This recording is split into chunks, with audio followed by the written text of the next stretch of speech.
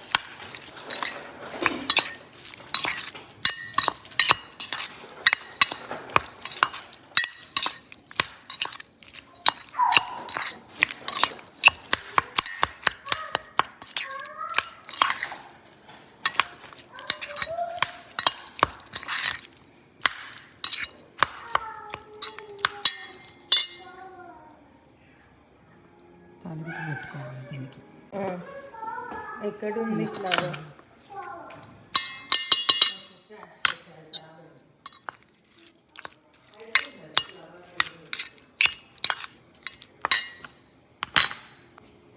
కొత్తిమీర వేసుకోవాలి, పచ్చి కొత్తిమీర. ఇది 1 వీక్ వరకు ఉంటుంది పచ్చడి. దేవుడికి నైవేద్యం పెట్టుకుందాం రండి.